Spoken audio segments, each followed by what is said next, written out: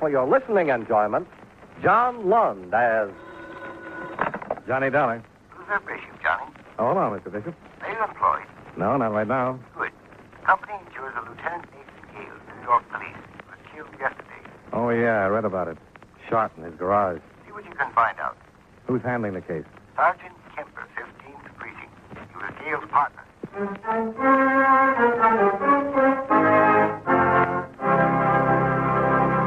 How about taking a minute or so to talk about seals and fish that have some connection with the government of the United States?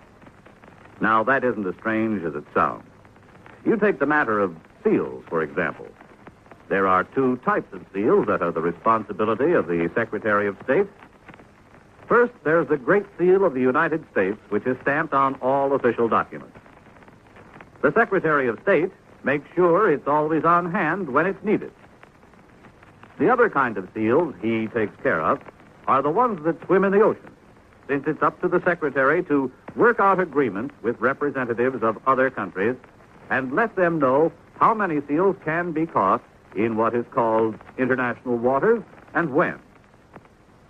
The Secretary of State works out similar deals for the catching of fish and lobsters because these agreements are actually treaties.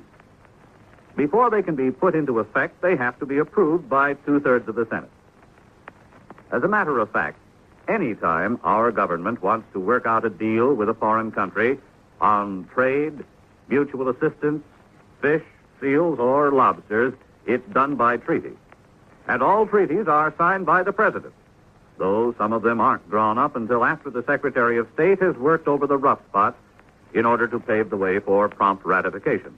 So, just remember, the Secretary of State is a mighty important wheel in the machinery of your United States government.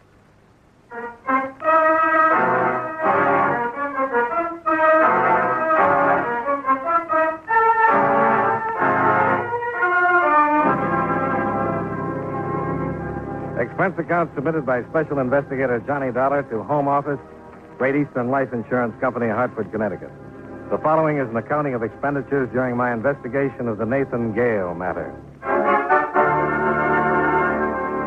Expense account item 1, $23.55. Train fare and incidentals from Hartford to New York City. Expense account item 2, 75 cents. Cab fare to the hotel. I registered and put in a call to Sergeant William Kemper at the 15th Precinct Police Station.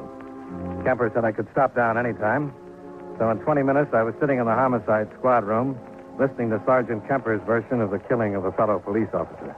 Nate had been after a hood named Bancroft for a long time. Word was out that Bancroft had finally gotten a little tired of it and was going to hit Nate the first chance he got. Do you think Bancroft killed him? Yeah, but so far we can't prove it. The day Nate was killed, he called in and told me he was onto something hot. Said it concerned Bancroft. Told me to meet him at his house in an hour. Said he was contacting a stoolie named Virgil Cummins. Hi. Hello, Dave.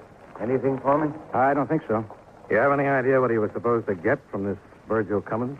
No, he didn't say just what it was, but he indicated it was a big score. Enough to fry Bancroft for keeps. I went to his house in an hour, like he'd asked, and I found him in the garage, shot twice. No witnesses? Yeah, a neighbor, George Fisher, said he saw a man running away. We brought him down here and showed him the mugs. He picked out Bancroft. Well, then... We picked Bancroft up, put him in the lineup, and the witness changed his mind. Said Bancroft wasn't the man after all. Somebody got to him, huh? Of course. But the witness won't change his story again. He insists that Bancroft's not the man he saw running away, and that's that. He's scared stiff. He's got a wife and 4 kids. Has Bancroft got an alibi? Says he was with his girl at the time of the killing. And his girl agrees? 100%. We've questioned them both for hours. What about the stoolie, Cummins? I went looking for him right away. Bill. Yeah. Didn't mean to interrupt. That's okay. If Ed comes in, tell him I'm down in Basker's office. Oh, yeah. So we found Cummins, all right. Found him in his room, strangled by a light cord. Whoever shot Gale got the evidence. Sure. So it's got to be Bancroft. But without the stoolie, we can't prove there was any evidence. Bancroft's girl swears Bancroft was with her the whole afternoon. And your only witness won't identify Bancroft. That's the way it stands so far. But I'm working on that witness. I'm going to keep working on him until he admits Bancroft's the man. Well, I've got to go talk to Gale's widow. Well, Ab's taking it pretty good. She's a wonderful person. You'll like her. I'm sure I will. Well, so long, Sergeant. I'll keep in touch with you.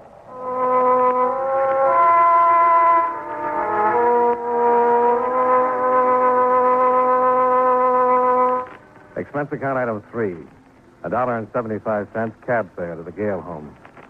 I introduced myself to Mrs. Evelyn Gale, the dead officer's widow.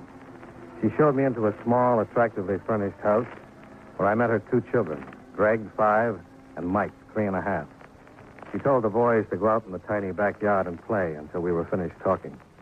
They just think their father's gone away on a trip. They're too young now to really understand. Greg would understand in a way, but it'll be too hard on him. When they get older, they won't miss their father so much it'll be easier to tell them. Yeah. You said you talked to Bill Kemper? Yes, I just left him about half an hour ago. He and Nate were partners for a long time. I think Nate's death hurt Bill just about as much as it did me. But you want to talk about insurance, don't you? Just a few questions and I'll get out of here. Of course. Tell me a little something about the day your husband was killed. Well, there was nothing particularly unusual about it. It was like most any day, except that it was our anniversary. He didn't say anything or tell you anything that was unusual? I don't think so. I would have remembered if he had. Did he call you during the day? No. What time did you expect him home? He was off duty at 6. He had the day watch. He was usually home around 6:30. Were you here in the house when he drove into the garage? No. I was down at the corner, the grocery store. When I got back, Bill was waiting for me. I saw the other officers around the garage, and then the ambulance pulled up. Where were the children? With their grandmother, Nate's mother. I left them with her around 4 that afternoon. Nate and I were going to have dinner and go to a show. Celebrate the anniversary. It was our 7th. Do you know George Fisher? Yes, he lives across the street in a white house. I've spoken with him since. He's avoided me, but I saw him this morning backing out his car, and I went over and talked to him. He says he saw the killer. But he told the police he saw a man running away from our garage right after the shot. He made an identification. Yes, I know about it. Bill Kemper told me he changed his story. Yes. Do you think he can really identify the killer? Well, I think so, but he's so frightened. Oh, I don't blame him. He has a family, and he wants to protect them. What did you say to him? Well, I told him that I understood, but that he should make an identification if he could. I told him that protecting a killer isn't the way to protect your family. But he wouldn't listen. No. And I really wonder what I'd do in his position. George has a lovely wife and 4 adorable children. I don't know. Well, I think I'll have a talk with Fisher. I doubt if you can do any good. Bill's worked on him and worked on him. The whole department's trying to get an identification or a statement. Well, I'll have a shot at it anyway. Thank you, Mrs. Gale.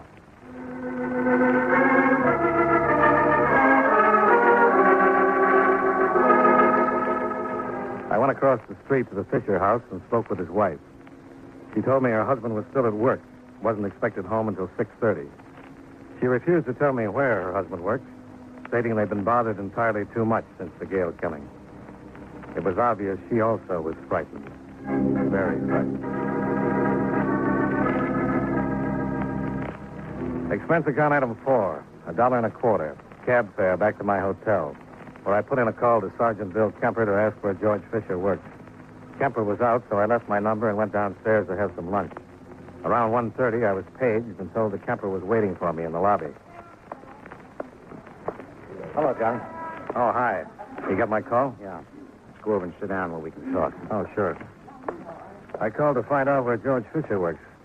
He doesn't work anywhere anymore. What do you mean? He was killed about an hour ago. Let's sit down. Murdered? Hit and run. On his way to lunch with 2 men from his office. They were crossing the street and a car hit them. All of them? Killed Fisher, hurt both of the men, one pretty seriously. Any witnesses? Yes. Got a positive identification on the car, got the license number. Even found the car. But not the driver. No. Found the car parked on the east side of town. It had been reported stolen at 8 o'clock this morning. Bancroft? First thing I checked on. Yes. He was with his girl. All afternoon. What about 8 o'clock this morning? Claims he was sound asleep in bed. And was he? And we checked his hotel. Nobody can swear he wasn't. He left a call for 11. Nobody saw him leave the hotel before then. A number of people saw him come in last night. Well, maybe he didn't do it. And maybe he didn't. But it sure seems funny. The one man who could identify Bancroft as the man seen running away from Nate's garage should get killed a couple of days later. Did you find anything in the car? The lab's checking on the car now. Did the witnesses say whether a man was driving it or not? Yeah, they said it was a man. Couldn't see him well enough for identification. Wore a hat. Well, maybe he had somebody steal the car for him, left the hotel at 11, took the car, and went after Fisher. Looks like the only possibility. Could his girl have stolen it? No. She was in her apartment, definitely. And Bancroft was with her from 11 until when? A little while ago. That's where we picked him up. Desk clerk swears Bancroft came in a little after 11 and didn't see him go out. Did he have to pass the desk clerk to go out? If he took the stairs. If he took the elevator, one of the elevator boys would have seen him. None of them did. Well, you got a tough one. That's why I wanted to talk to you. I know Bancroft killed Nate. Maybe he didn't run down Fisher, but I'll bet he had something to do with it. Now, the strongest and the weakest link is his girlfriend. Now, what do you want me to do? And just before we got the report on Fisher's death, another call came in. It was from a jeweler. The day Nate was killed was his 7th anniversary. Yeah, Mrs. Gale told me. Well, the jeweler told me that Nate had been in looking at watches. He told me Nate couldn't make up his mind between two of them, so the jeweler told him to take him home and let Eve decide. He took him. Was this before or after he made the contact with the steward? Before. Must have had him with him when he saw it coming. Did he have them with him when you found him in his garage? No. So it looks like the killer took him. I remember the glove compartment was open. Nate probably had him in there.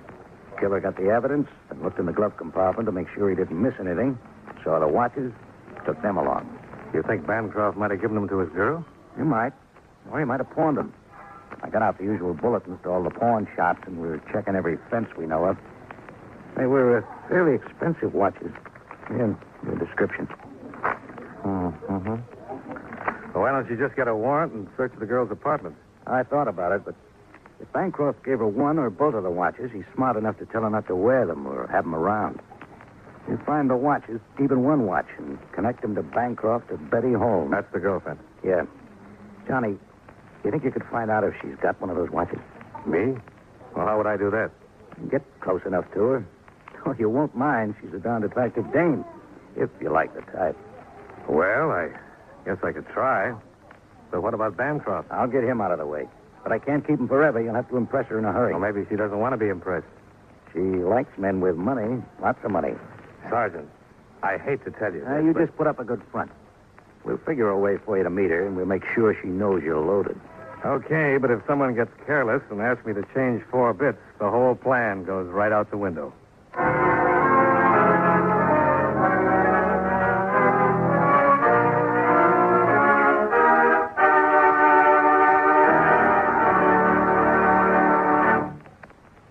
With your permission, there's something I'd like to talk about for a minute.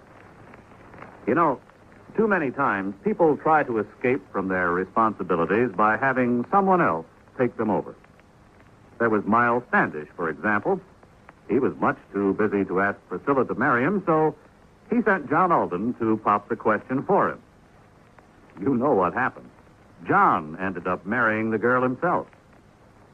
Of course, if John had had a face like a flat tire instead of being the handsome guy he was, maybe Miles Standish would have married Priscilla instead. Well, actually, I don't know what got me started on this subject, and unless it was my thinking about people who represent somebody else.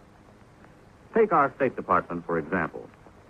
Being a representative is one of its biggest jobs. Through the Foreign Service, it helps the Justice and Treasury Departments handle immigration, narcotic, and quarantine problems. And the Secretaries of Agriculture and Commerce look to the Secretary of State to help keep their fingers on the pulse of foreign markets so they can keep the business firms and farmers of America informed on matters of import and export. I guess the only connection between these facts and the courtship of Miles Standish is that, like John Alden, our State Department speaks for itself. And now, with our star, John Lund, we bring you the second act of Yours Truly, Johnny Dollar.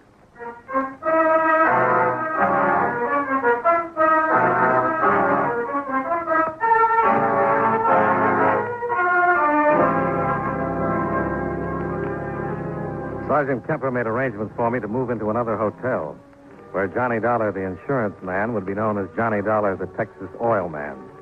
Kemper got me a fancy pair of boots and a 10-gallon Stetson. I was all ready to turn the lovely Betty's head. The men who were tailing her reported to Kemper that she was shopping at Meshakoff's Spur Salon on Fifth Avenue.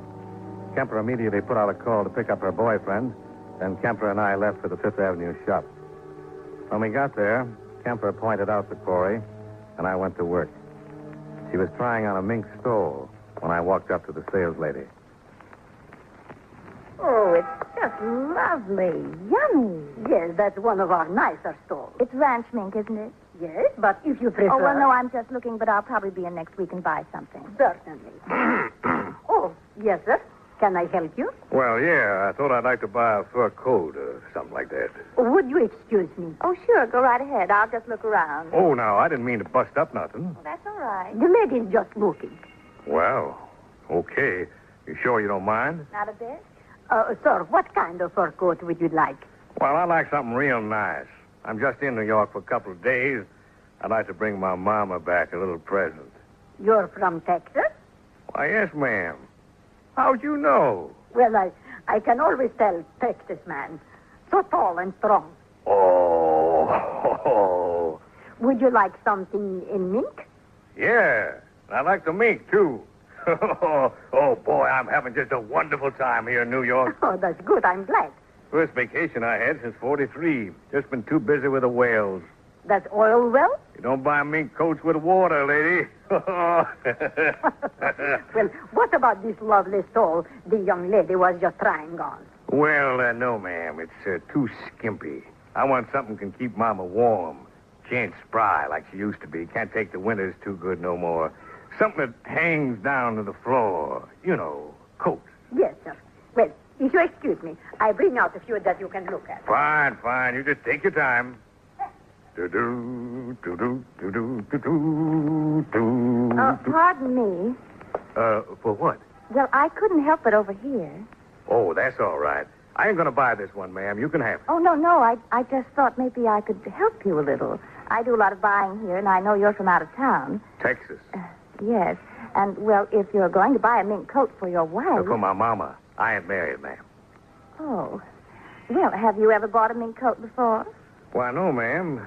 Only mink I own is in my car back home. In your car? Yes'm.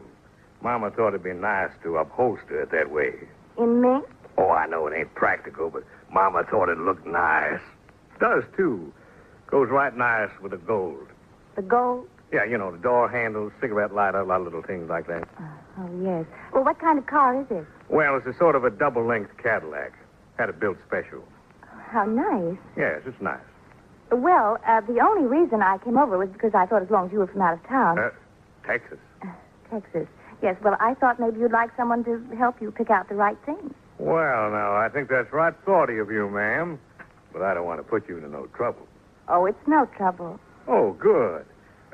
My name is Dollar. My name's Holmes. Betty Holmes. Well, howdy. You can just call me Johnny. That's my front name. All right, Johnny. Oh, here comes the sales lady.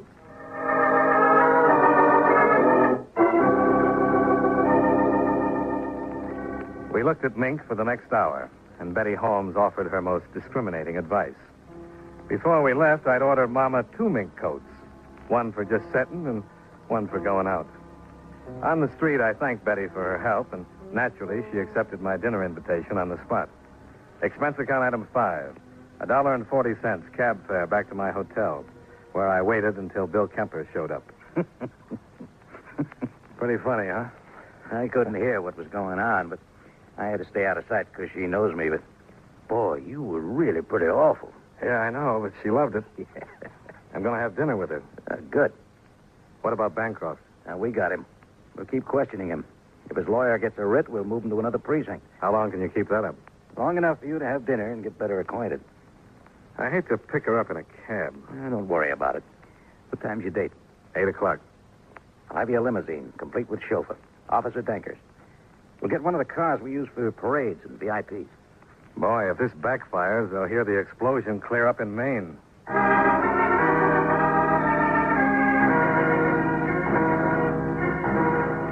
The long black limousine was waiting in front, complete with Officer Danker, dressed as my chauffeur. We picked the lovely Betty Holmes up at 8 and drove to 21, where I ran up expense account item 6, $45.95. Drinks, dinner, and a pack of cigarettes. When she suggested going to some of the night spots, I felt you in the home office cringe. So I complained of fatigue. I told her I'd been working so hard in the oil fields that the Mayo Clinic had advised me to stay away from too much nightlife. She gave me a motherly, knowing smile and suggested we return to her apartment, where she'd fix me a glass of warm milk. She was very understanding. Here you are, Johnny. Not too hot, not too cold. Better for your stomach that way. Wow, you're a pretty wonderful person. Mind if I sit down? Oh, please do. You know, I never met any girls like you before. Now, when I told you I couldn't go to any of them there clubs, why, you didn't mind one bit. I understand. Oh, Mama sure would like you. The last thing she said before I left was, Johnny boy, you watch out there in that big city. Watch out for girls like me. Oh, no, not like you. You see, Mama thinks every girl is just out after my money. There are some nice girls left in the world, Johnny. Why, sure. And you're one of them. Why, you got a nice place to live, nice clothes. I guess you got everything you want. Yes, I guess I've got just about everything a girl would want, but I've never met the right man. Someone I could really settle down with, make a good home. Oh, that's too bad. I guess it ain't easy living in a big city like this. No. But someday I'd like to get back to the farm. The farm? Yes, I was raised on a farm. That's the life. Yeah, I guess it is. Oh, the cows and the chickens. Well, we ain't got them no more. Just a lot of oil wells. But it's still a farm. Well, more like a refinery with beds. But it's out in the wide open spaces. Yeah, but all you can see is them blasted oil wells. Oh, it's a rugged life, full of the great outdoors, the smell of the sagebrush. No, just oil. But you love it. Yeah. But say, what time is it? I must have left my watch in my suite. Oh, well, I don't have a watch. There's a clock in the kitchen. You ain't got a watch? No, why? Well, I'm in luck. I sure am. What? Well, you've been so nice to me. Helped me pick out those coats for Mama. I've been trying to think of something I could buy for you. Oh, now, Johnny. No, I want to. I've seen the things you're wearing tonight. You got that nice mink and all that there jewelry, but you ain't got no watch. Oh, please, I really No, when I want to do something, ain't no use trying to talk me out of it. I'm going out tomorrow morning and buy you one fine watch. Oh, that's really wonderful. Oh, it ain't nothing. Johnny. Now, wait a minute. Oh, I'm sorry. Oh, I don't really mind. Kind of like it. Well, about the watch. Where's a good place to get a nice watch? Well, there's... No. Wait a minute. Johnny, would you like a really nice watch? I don't mean it's too expensive. Oh, I don't care about that. Can't pay too much for a watch. How much would you want to pay? Well, I want to get you something real nice. Well, I know a friend. He's in the jewelry business. He's got several beautiful watches. I know him very well. And he'll sell them wholesale. Well, you're really pretty wonderful. Mm-hmm. Always thinking of me. I could send him over to your hotel. Well, why don't you just do that? All right, I'll call him and I'll have him stop by tomorrow. Good. Now, I'd like to ask you a little favor. Yes, Johnny? Could I... Yes. Well, could I... Yes, Johnny? Could I have some more milk?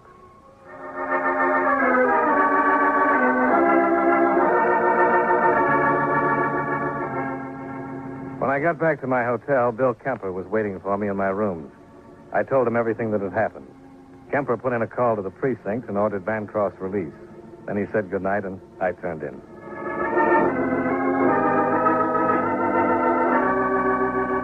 The next morning, Kemper was knocking at my door, and we settled down with breakfast to wait for Bancroft to arrive with the watches. Yeah, it's good coffee, Johnny. Yeah, it is. Hey, maybe this is it. Hello? Johnny? Well, good morning. I didn't wake you up, did I? Oh, no, I've been up since 6. Can't get out of the habit. Oh, good. Well, the reason I called, Johnny, the man who was going to bring the watches by, Yeah? well, he can't. Oh, that's too bad. But he gave them to me. I can bring them by if you want. It was a sure bet Bancroft was playing it safe. He wanted to unload the dangerous watches, but he didn't want to be the one to do it. We cleared the table of Kemper's breakfast dishes, and a half hour later, Betty Holmes was announced from the lobby. Bill Kemper went in the bedroom to wait.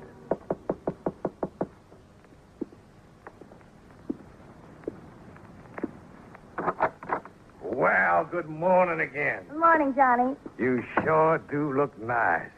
Come on over and sit down. Have some coffee. Oh, I'd love some coffee. I didn't particularly want to bring the watches myself, but my friend was busy. Oh, that's all right. That's all right. He gave me the prices and everything. Well, let's see them. All right. Oh, they're right pretty. Mm-hmm. Now, this one, you want $700. Mm-hmm. And how much for this one? He said that one wasn't as expensive, only $500. That's wholesale, hmm? Oh, yes. He said they're very unusual watches. Yeah. What's the matter, Johnny? Something wrong? Yeah. Bill? Well, what is it? What's going on? Hello, Betty. What is all this? Don't you know? These are the watches, Bill. I thought they'd Why, you crummy, no-good, rotten Just fish. take it easy. You're a cop. No, not quite. You can't get away with it. You don't have anything on me. Give me those watches. Now, wait a minute. Who gave you these watches? You can't pinch me. You haven't got I anything. got all I need. I got the watches that were taken out of Nathan Gayles' glove compartment right after he was murdered. I don't know anything about it. The guy just gave me the watches. Oh, Bancroft? Okay. And you're going to take the rap. I don't know anything about it. You know I didn't have anything to do with Gayle's death. You know I was in my apartment. These watches are all I need. They'll send you right up. No. Then tell me who killed Gayles. Bancroft. How did he get out of your apartment without anyone seeing him? The service elevator. But I didn't have anything to do with it. Did he kill Fisher? Yes. He was afraid Fisher would talk. Who stole the car? Who stole it? I did, but he killed Fisher. He killed Gale and Fisher, and I didn't have anything to do with it. You had enough to do with it to get your life. Come on. I'm going to book you and then get me a cop killer. See you later, Johnny. And thanks. Yeah. Thanks. You all.